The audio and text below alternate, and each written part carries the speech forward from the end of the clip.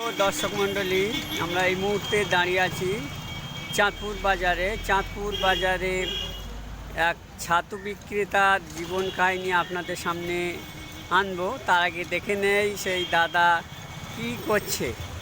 আসুন দেখছি পেঁয়াজ কষানো চলছে, মশলাপাতি ছাতু দেওয়া হচ্ছে, সেইগুলোকে আপনাদেরকে দেখাচ্ছি। দেখুন কীভাবে এগুলো দিচ্ছে। বেশ হাস্যোজ্জ্বল, কষ্টের মধ্যে হাস্যোজ্জ্বল মুখটা আপনারা দেখতে পাচ্ছি।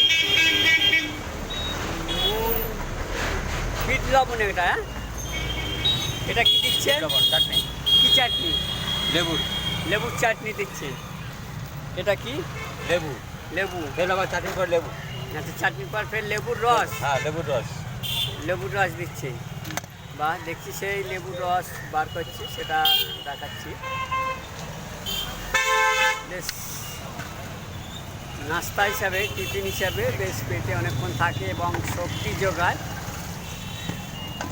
দেখছি সেই ঘটনা চলছে, এটাকে মিক্স হচ্ছে, আবার একটু জল দেওয়া আছে।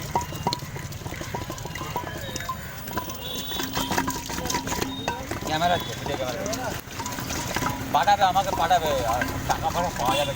বাহ, বেশ হয়ে গেল, বেশ সুস্বাদু। ওই আসুন, ঘুটনা দিয়ে বেশ মিহি করে বেশ লবণ আবার লাগিয়ে দেওয়া আছে। এটা মশলা বেশ সুস্বাদু। কেমন লাগছে চাচাজি? ভালো। এ খেলে বেশ উপকার হয়। আপনি কি খান মাঝে মাঝে? ও, আপনার বাড়ি কোথায়? পানাপুকুরে। ও আচ্ছা আচ্ছা, ঠিক আছে। আচ্ছা, ছাতু এক্ষুনি খাবেন তাই তো? ও ঠিক আছে। সেই বিভিন্ন মশলা দিয়ে আবারও লঙ্কা দেওয়া হয় খুব কড়া করে নাকি? আর লঙ্কা, পেঁয়াজ, আচ্ছা, নুন, আচ্ছা, লেবু, চাটনি, মশলা, আচ্ছা, অনেক কিছু দেওয়া হয় আমাদের। অনেক কিছু দেওয়া হয়। আর দইয়ে তার বানানো হয়। আচ্ছা আচ্ছা, আবার করবে।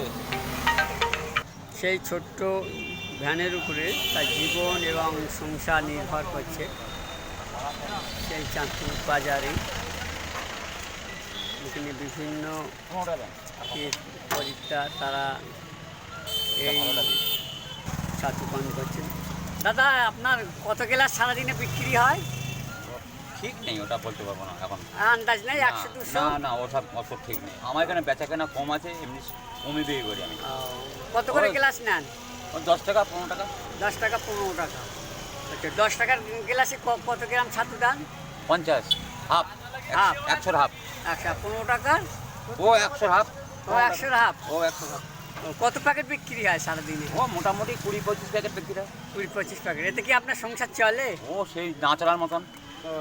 কিছু করার নেই, করতে হচ্ছে। আপনার নামটা যদি একটু বলেন। কানাই দাস। এই ব্যবসা কত বছর করছেন? এই করছি 20 বছর। 20 বছর। আপনি থাকেন কোথায়? দাসপাড়ায়, বসিনা দাসপাড়া। এটা কি রাজারহাট এলাকায়? রাজার না, লাওয়াটি, চাঁদপুর। আচ্ছা আচ্ছা, আপনি কোথায় বিক্রি করেন? আমি এখান থেকে চলে যাবো বাড়িতে, ঘোষপাড়া থেকে চলে যাবো লাওয়াটি হয়ে। আচ্ছা, লাওয়াটি হয়ে চাঁদপুর বাজারে কি মাঝে মাঝে আসেন? হ্যাঁ। চাঁদপুর বাজারে কি একটু বেচা কেনা হয়? ওর টুকটাক হয়, বেশি হয় না। বেশি হয় না? আচ্ছা। আর এই হঠাৎ করে এই আগে কিছু করতেন নাকি? এই না, এই কারবারই আগে কাজ করতাম, অন্য কাজ করতাম, জোগাড়ে কাজ করতাম। জোগাড়ে কাজ করতেন। এই সামান্য এ দিয়ে মোটামুটি একটু চলে যায়, যেমন করে চলে। সরকারি সহায়তা পেলে আরও একটু ভালো করে করবেন এরকম মনে আছে? হ্যাঁ, সে তো অবশ্যই। আচ্ছা, বাড়িতে কে আছে? বাড়িতে 2 ছেলে মেয়ে আছে, মা বউ আছে। তারা পড়াশোনা করছে? হ্যাঁ, পড়াশোনা করে দিই। এই ইনকাম করে পড়াশোনা ভালো হয়? যা করে করতে হবে। আচ্ছা, না খেয়ে না দে পড়াশোনা চালিয়ে যেতে হবে। আপনার উদ্যোগ খুবই ভালো। না খেয়েও আপনার সন্তানদেরকে পড়াতে হবে। ঠিক আছে। দাদু ভালো আছেন? ওই কোনো রকম আছি। আপনি এখানে থাকেন? হ্যাঁ, আপনি এখানে থাকেন? চাঁদপুরে থাকেন। কি ছাতু খেতে এসছেন নাকি? ছাতু খেলে কি শরীরটা একটু ভালো হয়? ঠান্ডা থাকে। শরীর ঠান্ডা থাকে। আপনি কি খান মাঝে মাঝে? হ্যাঁ ছাতু মাঝে মাঝে খান? 15 টাকা গ্লাস 10 টাকা গ্লাস আচ্ছা আচ্ছা। তাহলে দেখে নিলাম এক ছাতু হিনবিকে সেই দাদার জীবনের গল্প। এরকম গল্প হাজার হাজার মানুষের আছে। চলুন দেখে নেই তারা ছাতু বেশ সুন্দর করে খাচ্ছে। দাদা কেমন আছেন? এদিকে তাকান, এইদিকে তাকান। ঠিক আছে তো সব? ছাতু খেলে কি শরীর খুব জুতাছে? হ্যাঁ ভালো লাগে? হ্যাঁ আচ্ছা আচ্ছা। আপনার কি প্রিয় খাবার ছাতু? হ্যাঁ ছাতু কি মাঝে মাঝে খান? হ্যাঁ মাঝে মাঝে খাই, খুব কম। খুব কম। ভালো লাগে ছাতু খেতে? হ্যাঁ মোটামুটি ভালো। ও আচ্ছা। প্রিয় দর্শক মণ্ডলী, আমরা দেখলাম শুধু ছাতু দিয়ে, ছাতু শরবত না, ছাতু দিয়ে আমরা অনেক কিছু করে খেতে পারি।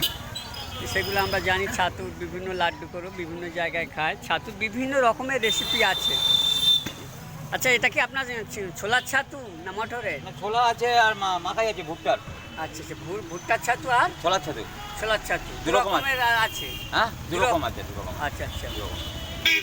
প্রিয় দর্শক মণ্ডলী, দেখে নিলাম দু রকম ছাতু। তা সেই ছাতু রেসিপি একটা ছোট্ট ব্যবসায়ী তার জীবনকে চালিয়ে নিয়ে যাচ্ছে। সংগ্রামী জীবনের গল্প আমরা দেখে নিলাম। আশা করি আপনারা ভালো থাকবেন, সুস্থ থাকবেন। এরকম মানুষের গল্প আবারও নিয়ে আসবো। সকলকে ধন্যবাদ।